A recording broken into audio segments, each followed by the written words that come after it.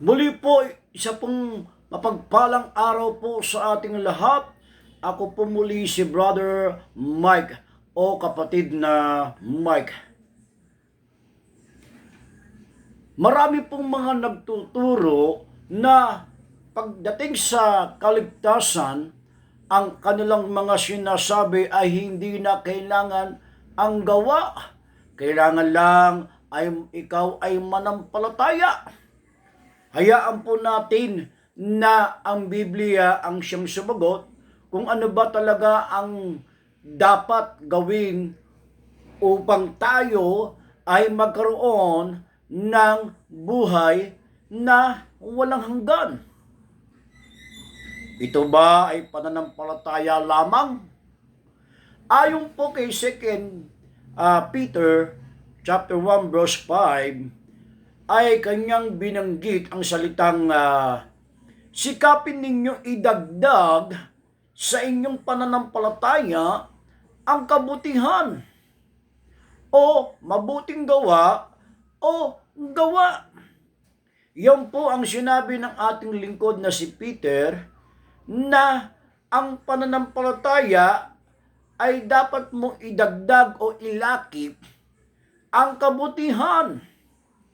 Ayon po sa Hebreo 11:1, ang pananampalataya po mga kapatid ay tayo po ay naniniwala lamang na may Diyos na hindi nakikita.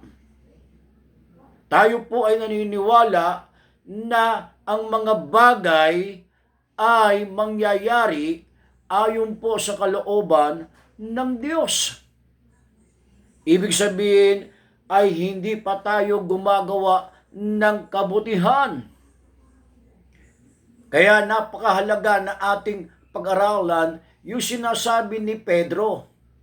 Nasabi nga, sikapin ninyo idagdag sa ating pananampalataya ang paggawa ng kabutihan. Bakit kaya? Bakit kaya kung sakali man ng ating pananampalataya ay walang kalakip na gawa? Ayon po kay Santiago 2:17, ay gayon din naman, patay ang pananampalataya kung ito'y walang kalakip na gawa. Yung pala ang sinasabi ni Pedro na iyong idagdag ang iyong kabutihan sa pananampalataya sapagkat ito pala ay patay sa harapan ng ating Diyos kung walang kalakip na gawa ang iyong pananampalataya. So malinaw po mga kapatid, ayon po sa sinasabi ng ating mga lingkod sa kanyang salita na pinapakita na kailangan na magkasama ang pananampalataya at ang mabuting gawa upang ikaw ay maligtas sa harapan ng Diyos. Ngayon, kung ang pananampalataya mo ay walang kalakip na gawa, ito ay katulad lamang ng isang demonyo.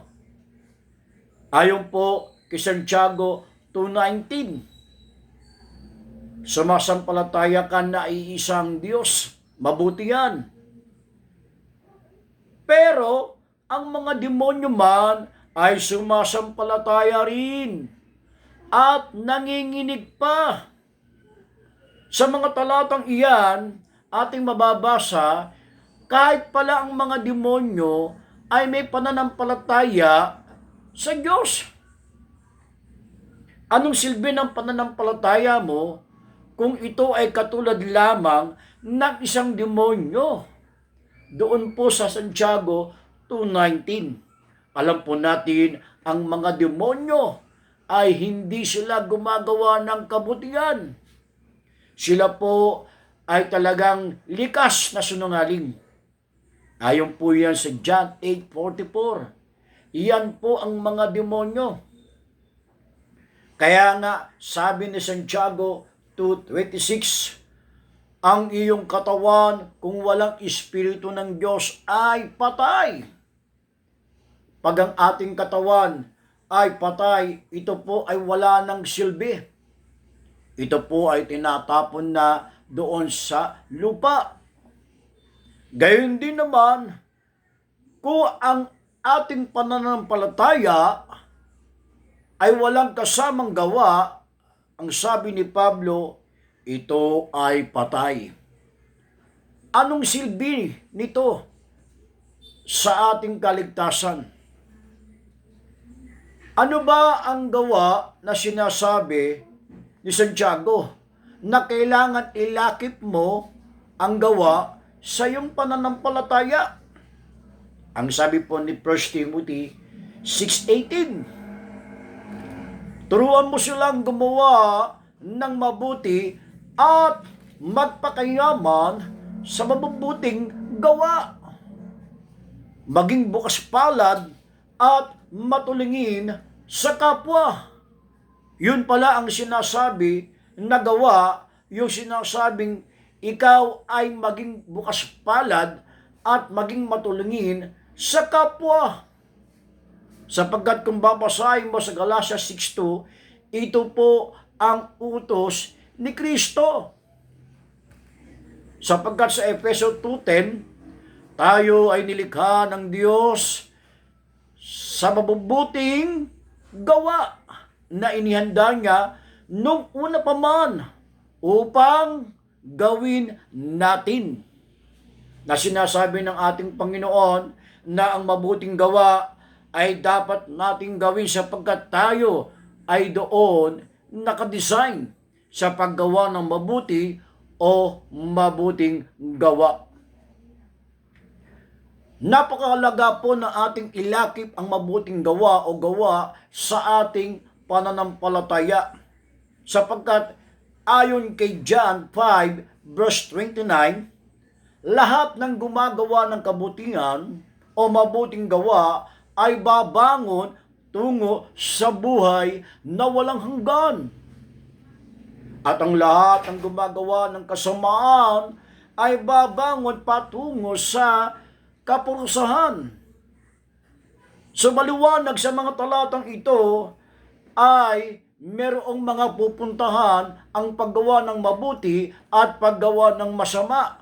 Kung ikaw ay gumagawa ng masama, ikaw ay babangon tungo sa kapahamakan o kaparusahan doon sa impyerno, sa Gehenna. At kung ikaw ay gumagawa ng kabutihan, ikaw ay babangon patungo sa buhay na walang hanggan, doon sa langit, sa paraiso, na kung tawagin, ito ang ikatlong langit. So napakahalaga nating malaman, mga kapatid, na pagdating sa kaligtasan, ay dapat ang ating pananampalataya, tiyak mong dapat iyan ay may kalakip na gawa o kabutihan o mabuting gawa. Muli salamat po. Ito po si Brother Mike. God bless.